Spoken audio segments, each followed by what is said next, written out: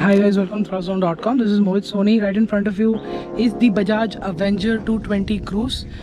This is the BS6 version that we didn't get to ride post 2020 because of the current situation. But right now we have it with us, and we spent a good amount of time with it and clocked on some kilometers to tell you what's it like and what difference does it have over the BS4 version that we drove back in 2017. Let's begin with the design. Well, the overall silhouette of the design hasn't changed much, but there are a lot of details that have been added over the, let's say, the previous version to the BS4 version, and there are subtle changes between the BS4 and the BS6 version as well. As you can see at the front is this typical very large windshield that is here at the front, which always dominates the Avenger design. This is the cruise version. There was of course the street version, which was all blacked out and did not have the screen, and that was a much more sportier city riding version, but that got discontinued. We personally like that one, that is why we remember that. And what you can see here is now a very smart addition of LED DRLs inside the main headlight. Of course, the main headlight still continues to be an halogen unit, it's not an LED. And what you can see immediately is the very substantial amount of chrome that has been used on this bike, because the cruise version was always about the chrome and to give it that quintessential cruiser appeal. So there is a lot of chrome on offer. You can see chrome is here, the brake levers are also silver. You've got chrome here as well, and here as well, here, you name it, it's everywhere. What you've got changed here is a new speedometer here, which is all digital. Sadly, it only has two trips: clock, odometer and speedometer. That is it. There's nothing much, and I don't like the way how these buttons feel. I think they could have been a bit more better.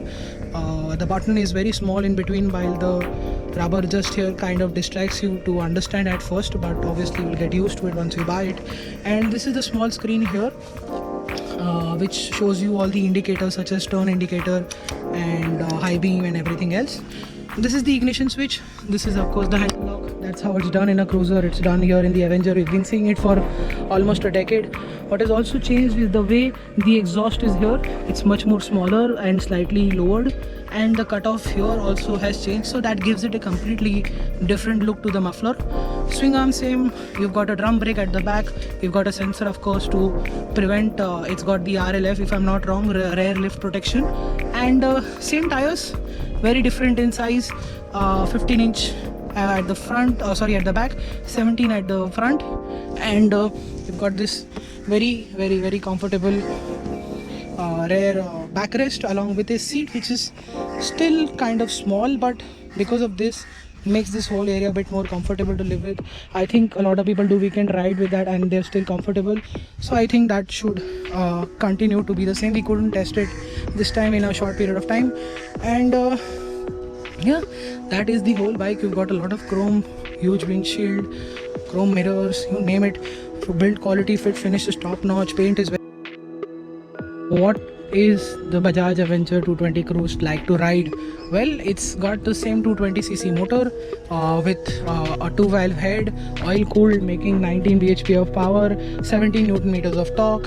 And the engine with the BS6 means that it is fuel injected, and with the linear power delivery thanks to the BS6 update, it's become linear, smoother, responsive, very easy to live with, it's best enjoyed while riding under 70. You can obviously push it to 90, 100 and cruise at those speeds. You'll be still fine with it, and that's the reason why the Avenger is such a good bike to ride, because it can do slow speeds, it can do legal speeds on the highway so nicely, so comfortably, and now it does all of that so smoothly as well, that it makes the overall riding experience fantastic.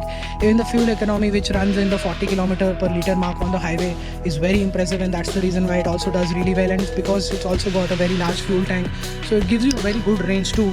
If I'm not wrong, it can still give you 450 to 500 kilometers of range on one single fuel tank, and I think that is fantastic. The fifth gear, I think, is become a little shorter. I don't exactly remember my time with the bike which I tested 4 to 5 years ago, but it does feel like the fifth gear is a bit shorter. Whether it was previously or not, I don't know, but right now that's what it feels like. The fifth gear is shorter, so that helps you in pulling more power with weight up, with pillion up, and with some luggage. Even in fifth gear, if you roll on the throttle, you will get immediate response, and I think that's great. And despite there is no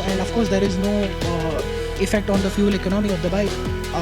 That makes it a win-win situation thanks to Bajaj's Twin Spark technology, which helps it get the best fuel economy in this segment. So that is the reason why, one of the many reasons why it's a really nice bike to ride. In terms of dynamics, well, the brakes, we found it good enough for this bike at the front and at the back. Of course, they're not sporty enough, and it doesn't need to be. And lever bite is impressive. It bites very quickly, very nicely. ABS is there at the front. Dynamically, I think the front suspension is now slightly more stiffer. The front also is stiffened out, but obviously it's not a corner cover. You have to be in the comfort zone of the bike while taking corners. You can go a bit fast, and that, but not anyway reaching its limit is the best way to ride this motorcycle. Ergonomics, like I told you, they're fantastic. Seats are very comfortable. Front set foot pegs make it very impressive and very comfortable on a daily basis. Even commuting, touring, weekend rides, everything is going to be fantastic with this motorcycle. And now let's jump to the verdict. Of course, this Avenger 220 and the Avenger series, it's in its end game right now, because we are expecting a brand new set of Avengers coming in late 2022.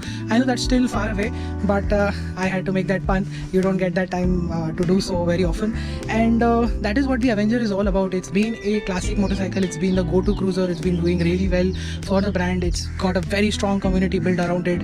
Anything which has to do with cruising, riding, touring, which this motorcycle does really well, has made a significant mark in the riding community. You can find tons of riding communities in every city, every corner of India, and that is what made the Avenger bounce back so hard and so well, despite very minimal upgrades that have been on offer since 2016. That's what they say: if it's not broken, don't fix it. But still, with certain upgrades, and of course with the government norms coming in, you have to comply, and that is what Bajaj has done. And with the pricing being around 1,15,000, I think it is still good value for money, considering you get a lot of good amount of horsepower and torque, and a very good power to weight ratio, along with a very motorcycle feel, while the ergonomics and the design is truly a cruiser. That is the reason why, that is the main success mantra for Avenger. That is the reason why it's been doing really well, and it still holds its position against very strong contenders from the likes of Royal Enfield, Java, and any other people who are planning to come in that segment. I think that is it. That is what the Avenger is. This is what the Avenger has been all about for us. We've spent some time with it, and that is what we could let you know about. If you want more, subscribe to our channel, follow us on social media, Instagram, Twitter and Facebook. Hit the subscribe button, follow us by clicking the bell icon, and I'll see you next time in our next video. Goodbye.